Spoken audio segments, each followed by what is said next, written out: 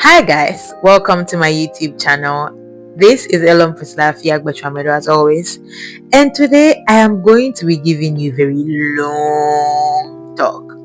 So usually when I enter the Trusky going to work or whatever means of transportation I'm using, I pull out the book that I'm reading at that particular time and then just start reading. I usually even block my ears with my earpiece just to block out the noise, so I don't end up just scrolling on my phone throughout that 20-30 minutes transit to work. So on this particular day this week, I entered the bus, plugged my ear, and then brought up my book and started reading. Then I started hearing one particular voice saying something. So I decided, let me see what's going on. I plugged out my earpiece and turned my back and realized that it was the mate. If you're not in Ghana, a mate is a bus conductor, right? So I heard the mates preaching or giving words of exhortation, as it were. And I honestly, most of the time I would have just plugged my ear to continue reading, but I decided to listen to what he was saying. And when I brought out both of my earpieces and started listening, I realized, Priscilla, you should be writing these things down, because this guy was touching on a lot of things. So I don't know if you can see this, but I made actual notes from the mate in the bus, and that is what we are going to be talking about today. So pull your chair and then let's get right into it. Now, he said a lot of things, but these are the things that I got from it and I want to share with you. He said something about influence. He gave an example of how when you go to SHS or any educational system, there are seniors and there are juniors. Now, most of the time, they tell you what the seniors did, the kind of attitude or character they had on campus, and the effect. So you know the end of those who were doing good and those who were doing bad.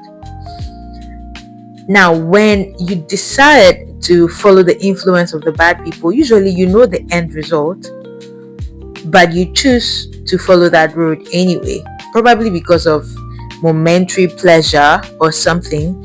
But he spoke about the power of influence. You might say that, I'm just joining this group for the pleasure there is, and I'm not going to pick up their bad morals. But you are definitely going to pick up their bad morals. There's nothing like, I am going to be in this sphere of influence and I will not be influenced by them. Every human being is an influenceable being. Listen, there was a time in my life where I thought that I cannot be influenced. It's what I want to do that. It's what I want to do that I want to do. That is a big fat lie. Every human being is an influenceable being. Nobody is made to be immune to influence. So the best thing you can do is to choose the circles of influence that you will be in. You can choose to be influenced by the right things instead of that arrogance that you are not an influenceable person, so therefore you can be wherever you want. My dear, you will be influenced. You will finish doing what it is that you thought you will not do because of influence, and you will know that you are even the one. So guard your gates, guard your influence. It doesn't mean that you are not influenceable, but you are just choosing what will influence you. Now, I've added my bit, but that's one of the points that this mate made in his preaching in the bus. Another thing he made mention of was focus. He was coming from the Christian point of view, where a lot of believers are not being taught properly because their focus is on natural things only. For example, people are going to church and the only thing they want to hear is how you will make money, you will blow this year, you will travel. And because people's focus has shifted from God and learning of Him, they do not now live out the Christian life, because that is not what their focus is on. Somebody is going to church and all they want to hear is, you will travel to Canada, you will travel to Germany, receive miracle money. And because of that, a lot of Christians go to church, all right, they go to church every Sunday, You see them, they tie their hair and all of that to church. But outside of church, our lives are a complete opposite of all the Christian morals or all the Christian values stand for, because of the things that we are focused on. Usually, when you focus on certain things, you see that that is all that will be coming to you. For example, if you see a red car and you decide that throughout the day I am going to be counting all the red cars that I see, you will see a lot of red cars. That is because that is what your focus is on. Focus on the right things. Focus on the non-material things of life. Sometimes you have to be intentional about it. When you go to church, focus on the things that God wants you to hear in that service, and not only on the things that you want to hear, the things that you think are your needs, which is why you are in church. He also spoke about the consequences of actions and how you should always think about the consequences of your actions before you take them. Sometimes we feel like just doing things in the moment is all that matters without thinking of the consequences of those actions. If you're living your life a certain way right now, when you grow a bit older, you are going to be reaping the consequences of the ways of your life right now. The life you live right now are the consequences of the actions that you were taking growing up, the decisions and the actions that you were taking growing up. Right now, you're living the consequences of those actions. So if you do not like them and you want them to change in the nearest future, then you have to start changing your actions right now. He said something that was quite funny, but it made a lot of sense. And I'm going to quote him verbatim. Our modernity has become Jiminity. Our modernity has become Jiminity. That is exactly how he put it. Because of modernity, a lot of us are acting in very, very funny ways.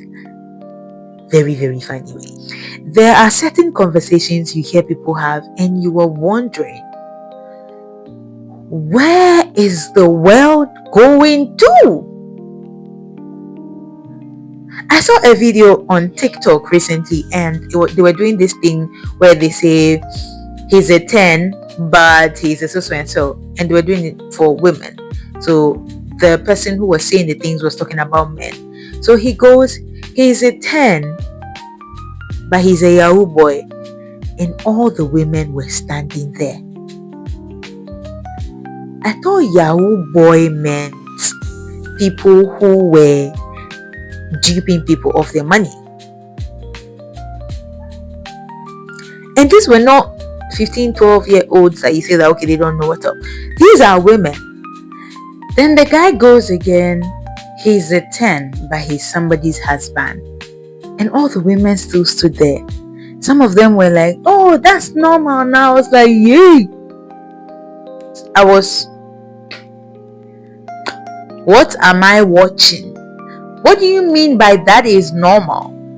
So honestly, I completely agree with these mates on this particular point. Our modernity has become our Jiminity. Proper Jim. Let's continue with the other points that he made. He made a very, very solid point about the satisfaction of humanity.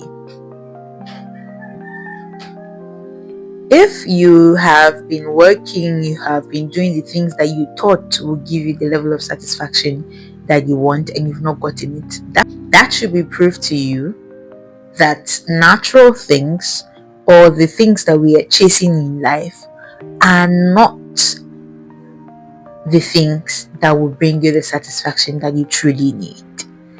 God made you and put those desires in you. So honestly, if we're even going to be talking from the logic point of things, if he put those desires in you, if he put that hunger for satisfaction in you, then he alone has the right to tell you what it is that can satisfy you.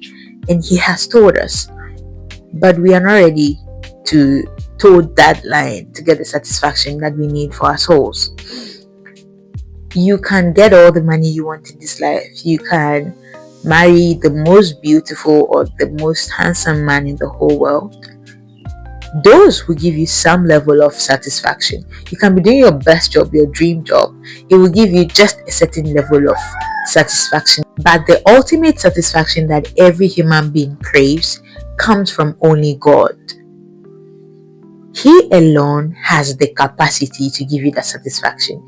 A relationship with Him, commitment to learning of Him, learning His word, learning how He has designed life to be. Since He is the creator, I mean, if I manufactured this microphone, I am the one who has the capacity to tell this microphone its full potential, what it can do and what it cannot do. So, to get ultimate satisfaction, you have to get back to your creator.